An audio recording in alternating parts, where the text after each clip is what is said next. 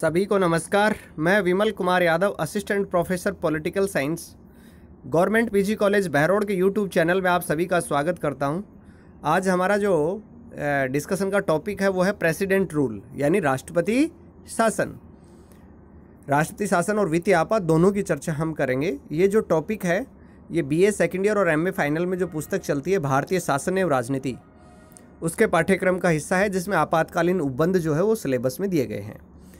इसके अलावा जो विद्यार्थी विभिन्न प्रतियोगी परीक्षाओं की तैयारी कर रहे हैं, जैसे पटवारी, ग्राम सेवक, Rajasthan police, Delhi police, army, air force, navy, bank, railway, RPSC, UPSC कोई एग्ज़ाम की तैयारी कर रहे हैं, एसएससी की तैयारी कर रहे हैं, उन सभी विद्यार्थियों के लिए उपयोगी है। क्योंकि जीके के अंदर जो है राष्ट्रीय आपात, राष्ट्रपति शासन और वित्तीय आपात, इनसे काफ़ी क्वेश्चंस पूछे जाते हैं। तो हम पिछले वीडियो में राष्ट्रीय आपात यानी अनुच्छेद 352 की चर्चा कर चुके हैं। आज हम बात करेंगे राष्ट्रपति शासन जो अनुच्छेद 356 के तहत लगाया जाता है और वित्तीय आपात जो अनुच्छेद 360 के तहत लगाया जाता है। तो आइए चर्चा करते हैं। राज्यों में राष्ट्रपति शासन, president rule in the state.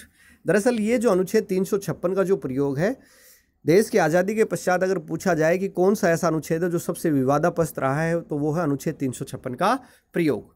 यह अनुच्छेद 356 जो है, इसके लिए संविधान में कहीं भी राष्ट्रपति शासन शब्द अंकित नहीं है, बल्कि संवैधानिक तंत्र की विफलता की घोषणा, ये शब्द अंकित है संविधान के अंदर। तो राज्य में संवैधानिक तंत्र जब विफल हो जाता है तो राष्ट्रपति द्वारा अनुच्छेद 356 के तहत जो उद्घोषणा की जाती है उसका आम बोलचाल की भाषा में राष्ट्रपति शासन कहते हैं। लेकिन संविधान में कहीं भी आपात शब्द नहीं दिया गया है। ये जो राष्ट्रपति शासन की जो उद्घोषणा जिसकी हम बात कर रहे हैं, ये अनुच्छेद 356 के तहत जारी होती है।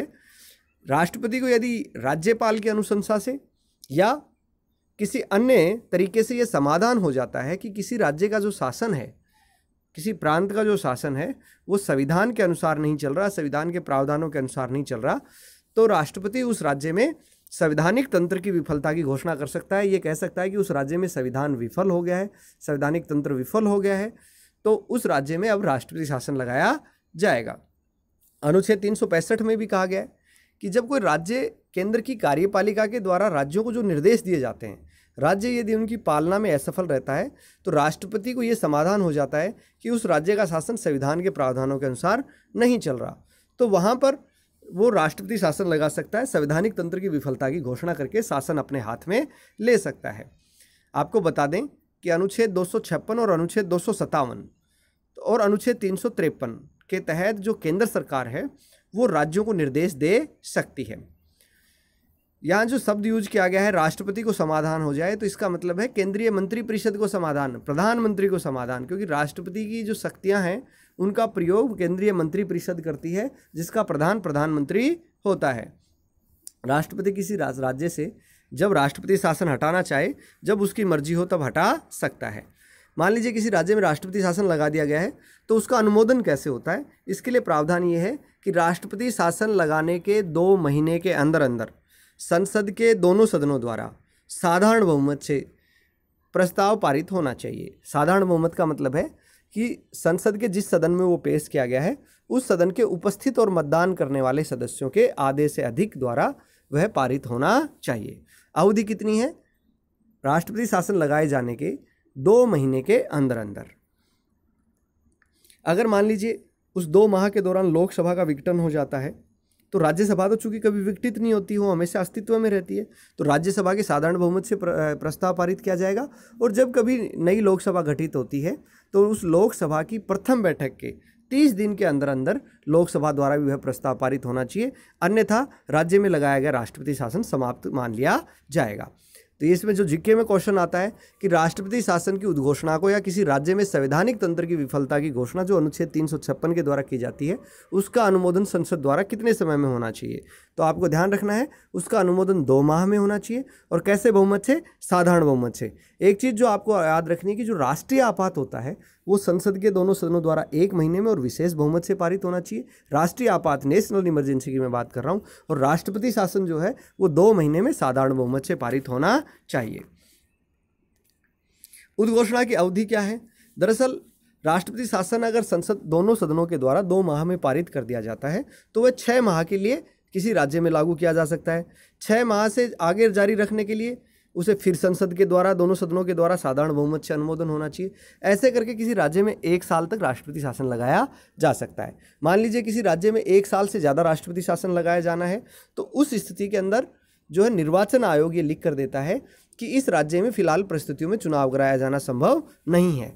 तो फिर ऐसे करके 6-6 माह करके अधिकतम 3 साल तक किसी राज्य में राष्ट्रपति शासन लगाया जा सकता है। एक चीज़ आपको ध्यान रखनी है कि पंजाब राज्य में अधिकतम 5 वर्ष तक राष्ट्रपति शासन रखा जा सकता है, और पंजाब के अलावा अन्य राज्यों में 6-6 महीने बढ़ाते हुए, संसद हर 6 माह में अनुमोदन करेगी, ऐसे 6-6 महीने बढ़ाते हुए अधिकतम 3 साल तक रखा जा सकता है।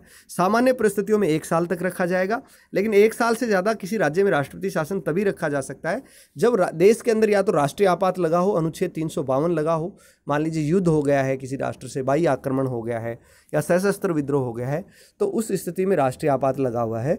तो उस स्थिति में चूंकि चुनाव कराया जाना संभव नहीं है, तो राष्ट्रपति शासन उस राज्य में 1 साल से ज़्यादा अवधि तक जारी रह सकता है। दूसरा, निर्वाचन आयोग ये प्रमाणित कर दे कि उस राज्य में फिलहाल चुनाव कराए जाने में कठिनाई है, तो राष्ट्रपति शासन को जारी रखा जा सकता है। ये दोनों शर्तें पहले नहीं थी, 44वें संविधान संशोधन 1978 के द्वारा जोड़ी गई हैं। अब उद्घोषणा का प्रभाव क्या होता है जब किसी राज्य में राष्ट्रपति शासन लगाया जाता है, अनुच्छेद 356 प्रभावी कर दिया जाता है, तो क्या क्या प्रभाव पड़ता है। एक तो ये होता है कि उस राज्य के सभी या कोई भी कर्तव्य जो है राज्य सरकार के, राष्ट्रपति अपने हाथ में ले सकता है, उन शक्तियों को अपने हाथ में ले सकता है। उस राज्य की कार्यपालिका की सारी शक्तियां राष्ट्रपति के पास आ जाती हैं, और राष्ट्रपति उन शक्तियों का प्रयोग खुद कर सकता है या किसी राज्यपाल या किसी निकाय को अधिकृत कर सकता है। यह चीज़ आपको ध्यान रखनी है कि सामान्य परिस्थितियों में राज्यपाल ही राष्ट्रपति के प्रतिनिधि के रूप में राज्य की कार्यकारी शक्तियों का प्रयोग करता है। इसके अलावा राष्ट्रपति ये घोषित कर सकता है कि जो राज्य विधानमंडल की शक्तियां हैं वो संसद द्वारा या उसके प्राधिकार के अधीन प्रयोग की जाएंगी, यानी संसद प्रयोग करेगी या संसद द्वारा अधिकृत जो है संस्था उसका प्रयोग करेगी। वो ऐसा उपबंध भी कर सकता है कि राज्य की किसी निकाय या प्राधिकारी से संबंधित किन्हीं संवैधानिक प्रावधानों के प्रवर्तन को निलंबित कर सकता है। लेकिन एक चीज़ आपको ध्यान रखनी है कि किसी राज्य में राष्ट्रपति शासन लगा दिया गया है तो भी उस राज्य के उच्च न्यायालय की जो शक्तियाँ हैं उनको राष्ट्रपति अपने हाथ में नहीं ले सकता है। विधायी शक्तियों के प्रयोग की हम बात करें, जब अनुच्छेद 357 के अनुसार ये बात की गई है कि जब राष्ट्रपति ये घोषित कर दे कि राज्य विधानमंडल की शक्तियों का प्रयोग संसद या उसके प्राधिकार के अधीन प्रयोग किया जाएगा, तो उस स्थिति में संसद इस बात में समर्थ होगी कि उस राज्य सूची के जो शक्तियां हैं जिन पर राज्य विधानमंडल अपनी विधायी शक्तियों का प्रयोग करता है, संसद चाहे तो उसे राष्ट्रपति को दे सकती है तथा राष्ट्रपति को इस बात के लिए प्राधिकृत कर सकती है कि वह विधायन की ये शक्ति किसी अन्य अधिकारी को दे दे। यानी राष्ट्रपति संसद को अधिकृत कर सकता है राज्य विधानमंडल की शक्तियों के प्रयोग के लिए, और संसद जो है वो राष्ट्रपति को अधिकृत कर सकती है कि राष्ट्रपति खुद या किसी प्राधिकारी के माध्यम से विधायी शक्तियों का प्रयोग करे। संसद राष्ट्रपति या किसी अन्य प्राधिकारी को जो विधि द्वारा संघ या उसके प्राधिकारियों को शक्ति प्रदान करने या उन पर कर्तव्य आरोपित करने के लिए सक्षम होगी। एक चीज़ आपको ध्यान रखनी है कि जब लोकसभा का सत्र नहीं चल रहा हो तो राष्ट्रपति राज्य की संचित निधि से खर्च की अनुमति भी दे सकता है, व्यय को प्राधिकृत कर सकता है। तो ये चीज़ें आपको ध्यान रखनी है कि राज्य की कार्यपालिका शक्ति का प्रयोग राष्ट्रपति खुद करता है या राज्यपाल या उसके द्वारा अधिकृत प्रतिनिधि करता है। विधायी शक्तियों के लिए ये प्रावधान है कि राष्ट्रपति संसद को उन राज्य सूची के विषयों पर कानून बनाने के लिए जिन पर राज्य विधानमंडल कानून बनाता है संसद को अधिकृत कर सकता है। संसद के पास भी ये पावर है कि वह उन शक्तियों के प्रयोग के लिए राष्ट्रपति को अधिकृत कर सकती है। इसमें राष्ट्रपति शासन से संबंधित क्वेश्चन क्या क्या आते हैं ये आपको ध्यान रखनी है कि किस संविधान संशोधन द्वारा ये प्रावधान किया गया कि राष्ट्रीय आपात की स्थिति में भी अनुच्छेद 20 और 21 जो है निलंबित नहीं होते। 44वें संविधान संशोधन द्वारा जब राष्ट्रीय आपात लगा हो तो लोकसभा कार्यकाल संसद कितने वर्ष के लिए बढ़ा सकती है? 1 वर्ष के लिए। कितनी बार लोकसभा का कार्यकाल आपात उद्घोषणा प्रवर्तन में रहने के कारण बढ़ाया गया है? उन्हें इंदिरा गांधी सरकार ने बढ़ाया था, एक बार करके बढ़ाया था। राष्ट्रपति शासन की उद्घोषणा किस अनुच्छेद के तहत की जाती है? अनुच्छेद 356 के तहत की जाती है। किसी राज्य में राष्ट्रपति शासन की उद्घोषणा राष्ट्रपति कब करता है? जब राज्य का संवैधानिक तंत्र विफल हो जाए। राष्ट्रपति शासन और राष्ट्रीय आपात में क्या क्या अंतर है? राष्ट्रीय आपात अनुच्छेद 352 के तहत लगता है, राष्ट्रपति शासन अनुच्छेद 356 के तहत लगता है। राष्ट्रीय आपात कब लगता है? जब युद्ध हो जाए, बाह्य आक्रमण या सशस्त्र विद्रोह हो। और राष्ट्रपति शासन कब लगता है? राज्य में संवैधानिक तंत्र विफल हो जाए। राष्ट्रीय आपात कब लगाया जाता है? जब मंत्रिमंडल लिखित में परामर्श दे। राष्ट्रपति शासन लगाने के लिए मंत्रिमंडल के लिखित परामर्श की आवश्यकता नहीं है, मंत्रिमंडल का सिर्फ परामर्श ही पर्याप्त है। राष्ट्रीय आपात नेशनल इमरजेंसी जब लगती है तो दोनों सदनों द्वारा 1 महीने में प्रस्ताव पारित होना चाहिए। लेकिन राष्ट्रपति शासन लगाया जाता है तो 2 माह में प्रस्ताव पारित होना चाहिए। राष्ट्रीय आपात जब लगता है तो संसद के दोनों सदनों द्वारा विशेष बहुमत से प्रस्ताव पारित होना चाहिए। लेकिन जब अनुच्छेद 356 यानी राष्ट्रपति शासन लगता है तो संसद के दोनों सदनों द्वारा साधारण बहुमत से प्रस्ताव पारित होना चाहिए। 6 माह करके अनिश्चित काल तक देश में राष्ट्रपति शासन जारी रखा जा सकता है। लेकिन राष्ट्रपति शासन जो है 6 माह करके 1 वर्ष और निर्वाचन आयोग के प्रमाणित करने पर अधिकतम 3 वर्ष तक लगाया जा सकता है। जब राष्ट्रीय आपात लगता है तो राज्य की कार्यपालिका और विधायी शक्ति निलंबित नहीं होती, बल्कि संघ को राज्य सूची के विषयों पर समवर्ती विधायन का अधिकार प्राप्त हो जाता है। लेकिन जब राज्य में राष्ट्रपति शासन लगा दिया जाता है तो उस राज्य की कार्यपालिका और विधायिका निलंबित हो जाती है। राष्ट्रीय आपात की स्थिति में अनुच्छेद 19 के तहत जो मूल अधिकार और स्वतंत्रताएं प्रदान की गई हैं वो स्वतः निलंबित हो जाती हैं। लेकिन अनुच्छेद 20 और 21 कभी निलंबित नहीं होता। लेकिन जब राज्य में राष्ट्रपति शासन लगाया जाता है तो उस राज्य के निवासियों के मूल अधिकारों पर कोई प्रभाव नहीं पड़ता है। तो ये सारी चीज़ें राष्ट्रीय आपात और राष्ट्रपति शासन में अंतर है। मैं आपको बता दूं, अनुच्छेद 355 ये कहता है कि राज्य की सुरक्षा करना केंद्र सरकार का कर्तव्य। उस स्थिति में या आंतरिक अशांति उत्पन्न हो जाती है तो राज्य की रक्षा करना केंद्र सरकार का कर्तव्य है। इसके अलावा ये भी केंद्र सरकार का कर्तव्य है कि वो देखे कि राज्य का शासन संवैधानिक उपबंधों के अनुसार चल रहा है या नहीं। अगर उसको ये लगता है कि राज्य का शासन संवैधानिक तंत्र के अनुसार नहीं चल रहा, संवैधानिक उपबंधों के अनुसार नहीं चल रहा, तो वह उस राज्य में संवैधानिक तंत्र की विफलता की घोषणा कर सकता है। उच्चतम न्यायालय ने सर्बानंद सोनोवाल का जो मामला था 2005 में, उसमें आक्रमण जो शब्द है, बाह्य आक्रमण शब्द, उसकी व्यापक परिभाषा दी कि जब किसी राज्य के अंदर, जैसे असम के अंदर अवैध बांग्लादेशी आ गए, वहाँ बस भी गए, मतदाता भी बन गए, नौकरियाँ भी पाली, तो न्यायालय ने कहा कि ये आक्रमण है। और बाद में उच्चतम न्यायालय ने असम में जो अवैध प्रवासी अधिनियम 1983 था उसको शून्य घोषित कर दिया और पूरे भारत में जो अधिनियम लागू था, विदेशी संबंधी अधिनियम 1946, वो लागू करते हुए अवैध प्रवासियों की पहचान और निष्कासन का कार्य करने का निर्देश उच्चतम न्यायालय द्वारा दिया गया। एक चीज़ आपको ध्यान रखनी है कि आपात की उद्घोषणा होने पर भी अनुच्छेद 19 कब निलंबित नहीं होता? जब राष्ट्रीय आपात की उद्घोषणा युद्ध और बाह्य आक्रमण के आधार पर होती है तब तो निलंबित होता है। लेकिन संवैधानिक तंत्र की विफलता के आधार पर यदि राष्ट्रपति शासन लगाया जाता है तो अनुच्छेद 19 निलंबित नहीं होता है। सशस्त्र विद्रोह के कारण घोषित आपात जो है उस स्थिति में अनुच्छेद 19 निलंबित नहीं होगा। यह प्रावधान 44वें संविधान संशोधन 1978 के द्वारा किया गया है। अनुच्छेद 359 के तहत राष्ट्रपति को यह शक्ति होती है कि वो भाग 3 में जो प्रदत्त मूल अधिकार हैं उनको जो है निलंबित करने के लिए जो है आदेश जारी कर सकता है। तो ये चीज़ मैंने आपको बता दी है। केंद्र सरकार जो है इसका मैंने बता दिया आपको। आपातकाल की उद्घोषणा जो है वो राष्ट्रीय आपात की उद्घोषणा को 1 महीने के भीतर सदन में रखा जाता है, राष्ट्रपति शासन की उद्घोषणा को 2 महीने में।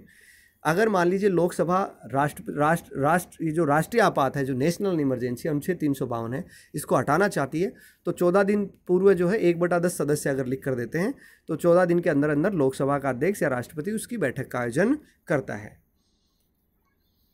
मैंने आपको बताया कि संसद को ये शक्ति है कि वो राज्य सूची के विषयों पर कब कानून बना सकती है। तो अनुच्छेद 250 जब आपात की उद्घोषणा प्रभावी हो और अनुच्छेद 353 के तहत वो कर ऐसा निर्देश दे सकती है। ये मैंने आपको बता दी हैं सारी बातें, ये आ चुकी हैं कि किन आधारों पर घोषित आपातकाल के दौरान अनुच्छेद 19 द्वारा प्रदत्त मूल अधिकार निलंबित हो जाता है। युद्ध और बाह्य आक्रमण के आधार पर निलंबित हो जाता है। एक महत्वपूर्ण चीज़ है सार्वभौमवाद 1994, ये आपको ध्यान रखना है। सार्वभौमवाद 1994 जो था उसके अंदर राष्ट्रपति शासन का न्यायिक पुनरावलोकन करने की शक्ति प्रदान की गई। सुप्रीम कोर्ट के 9 जजों की पीठ ने कुछ निर्देश राष्ट्रपति शासन के संबंध में केंद्र सरकार को दिए हैं। कौन कौन से हैं? क्योंकि अनुच्छेद 356 का बड़ा मनमाना प्रयोग किया गया है। केंद्र में किसी दूसरे दल की सरकार होती है, राज्य में किसी दूसरे दल की सरकार होती है, दोनों में टकराव होता है और केंद्र सरकार क्या है, अनुच्छेद 356 का प्रयोग करके मनमाने तरीके से राज्य सरकारों को बर्खास्त कर देती है। तो सार्वभौमवाद जो था उसमें सुप्रीम कोर्ट ने कुछ तरीके तय किए कि अनुच्छेद 356 का दुरुपयोग रोका जाए, इसके मनमाने तरीके से राज्यों की जनता द्वारा चुनी गई सरकारों को बर्खास्त नहीं किया जाए। तो कुछ दिशा निर्देश उसने दिए थे। वो कौन कौन से दिशा निर्देश हैं? नंबर 1, अनुच्छेद 356 के तहत जो राष्ट्रपति के द्वारा जो राज्य में राष्ट्रपति शासन लागू किया जाता है और विधानसभा भंग की जाती है तो केंद्र सरकार, राष्ट्रपति की ये शक्तियाँ सशर्त हैं, असीमित नहीं हैं। राष्ट्रपति को ये साबित करना होगा कि अनुच्छेद 356 के अधीन वो वास्तव में परिस्थितियाँ उपलब्ध थी जिनके आधार पर राष्ट्रपति ने कार्रवाई की। यानी संवैधानिक तंत्र की विफलता की घोषणा के लिए यथार्थ में कुछ तथ्य होने चाहिए, काल्पनिक आधार पर ऐसा नहीं किया जा सकता। राष्ट्रपति शासन तभी लगाया जाएगा जब राज्यपाल लिखित में ऐसी रिपोर्ट दे। एक चीज़ और बताई कि पंथ निरपेक्षता देश के आधारभूत ढांचे का अंग है और यदि कहीं पर जो है पंथ निरपेक्षता का जो अतिक्रमण किया जाता है, धर्म निरपेक्षता के विरुद्ध कार्य किया जाता है, तो उस राज्य में राष्ट्रपति जो है अनुच्छेद 356 लगा सकता है, राष्ट्रपति शासन लगा सकता है। लेकिन अगर किसी राज्य में राजनीतिक आधार पर दुर्भावना से ग्रसित होकर राष्ट्रपति शासन लगाया गया है, तो उस स्थिति के अंदर सर्वोच्च न्यायालय उसका पुनर्वलोकन कर सकता है और वहां राष्ट्रपति शासन हटाने का निर्देश दे सकता है, विधानसभा को पुनर्जीवित कर सकता है। पहले क्या होता था, जो ही राष्ट्रपति शासन लागू होता था विधानसभा को भंग कर दिया जाता था। एसआर बोमई बाद में ये फैसला दिया गया कि राष्ट्रपति शासन लागू होते ही विधानसभा भंग नहीं की जाएगी, जबकि बल्कि संसद के दोनों सदनों द्वारा 2 माह के अंदर अगर उसका अनुमोदन कर दिया जाता है तभी विधानसभा को भंग किया जा सकेगा। राष्ट्रपति शासन लगाते ही विधानसभा को तत्काल भंग नहीं किया जा सकेगा। संसद के अनुमोदन के पश्चात ही विधानसभा भंग की जाएगी, उससे पहले वह निलंबित की जा सकती है। इसके अलावा उच्चतम न्यायालय और उच्च न्यायालय दोनों केंद्र सरकार को कहते इस चीज़ के लिए बाध्य कर सकते हैं कि वो तथ्य प्रकाश में लाए जिसके आधार पर केंद्रीय मंत्रिपरिषद ने राष्ट्रपति को उस राज्य में राष्ट्रपति शासन लगाने का परामर्श दिया। यानी राष्ट्रपति शासन की न्यायालय जांच कर सकता है और गलत पाए जाने पर राष्ट्रपति शासन को समाप्त किया जा सकता है। जैसे 1998 में उत्तर प्रदेश और में किया गया कि वहाँ पर कल्याण सिंह की जो सरकार थी उसको ज़बरदस्ती जो है बर्खास्त कर दिया गया था, उसे पुनः बहाल कर दिया गया। इसके अलावा बिहार में भी ऐसा किया गया था। तो सर्वोच्च न्यायालय या उच्च न्यायालय अगर राष्ट्रपति शासन के प्रयोग को गलत मानते हैं तो उस सरकार की बहाली को कर सकते हैं, विधानसभा को पुनर्जीवित कर सकते हैं। अब बात करते हैं वित्तीय आपात की। वित्तीय आपात संविधान के अनुच्छेद 360 के तहत जारी किया जाता है। 360 के तहत राष्ट्रपति को यह समाधान हो जाता है कि भारत या उसके किसी भाग में वित्तीय संकट पैदा हो गया, वित्तीय स्थायित्व अथवा साख का संकट पैदा हो गया है, तो केंद्रीय मंत्रिमंडल की सलाह पर वह वित्तीय आपात की घोषणा कर सकता है। लेकिन मंत्रिमंडल की जो सलाह है वो मौखिक होनी चाहिए, लिखित होना आवश्यक नहीं है। उद्घोषणा की अवधि क्या रहती है? जब देश में वित्तीय आपात लगाया जाता है तो संसद के दोनों सदनों द्वारा 2 महीने के अंदर अंदर साधारण बहुमत से प्रस्ताव पारित होना चाहिए। एक बार प्रस्ताव पारित होने के बाद हर 6 महीने में उसका अनुमोदन जरूरी नहीं है, बल्कि अनिश्चित काल तक वह वित्तीय आपात लागू रखा जा सकता है। मान लीजिए लोकसभा विघटित हो गई है तो राज्यसभा उसका अनुमोदन करेगी और जब कभी भी लोकसभा की बैठक होगी तो उसके 30 दिन के अंदर वित्तीय आपात का अनुमोदन लोकसभा द्वारा किया जाएगा, अन्यथा वित्तीय आपात समाप्त कर दिया जाएगा। राष्ट्रपति जब चाहे वित्तीय आपात की उद्घोषणा को वापस ले सकता है। भारत में आज तक, ध्यान रखें, भारत में आज तक कभी भी अनुच्छेद 360 का प्रयोग नहीं किया गया है, वित्तीय आपात नहीं लगाया गया है। उद्घोषणा का प्रभाव क्या होता है? जब वित्तीय आपात की उद्घोषणा की जाती है तो संघ की कार्यपालिका जो है वो राज्य को वित्तीय औचित्य संबंधी सिद्धांत हैं उनका पालन करने के लिए राज्यों को केंद्र सरकार के द्वारा निर्देश दिए जा सकते हैं। राज्य की सेवाओं में जो लोग काम कर रहे हैं उनके वेतन बढ़ा सकती है। यहाँ तक कि न्यायाधीशों के वेतन भत्तों और उच्चतम न्यायालय के न्यायाधीशों के वेतन भत्तों में भी वित्तीय आपात के दौरान कमी की जा सकती है। इसके अलावा राज्य विधानमंडल के द्वारा जो धन विधेयक और वित्त विधेयक पारित किए जाते हैं उनको राष्ट्रपति के विचार के लिए आरक्षित रखा जा सकता है। तो ये चीज़ आपको ध्यान रखनी है। आपका जो असाइनमेंट है वो ये है कि आप राज्य में संवैधानिक तंत्र की विफलता और वित्तीय आपात जो है उसका वर्णन करेंगे। ये असाइनमेंट आप कॉलेज के व्हाट्सएप ग्रुप में भेज सकते हैं, मेरे व्यक्तिगत नंबर पर भी भेज सकते हैं। कोई समस्या हो तो आप यूट्यूब के कमेंट बॉक्स में या कॉलेज के व्हाट्सएप ग्रुप में या मेरे व्हाट्सएप नंबर पर आप भेज सकते हैं। उसका उचित समाधान करने का प्रयास मेरे द्वारा किया जाएगा। उम्मीद है ये वीडियो आपको पसंद आएगा। पसंद आए तो इसे लाइक करें, शेयर करें और सब्सक्राइब करें ताकि अधिक से अधिक विद्यार्थियों को इसका लाभ इस कोरोना महामारी में मिल सके। आप सभी का बहुत बहुत धन्यवाद, बहुत बहुत आभार।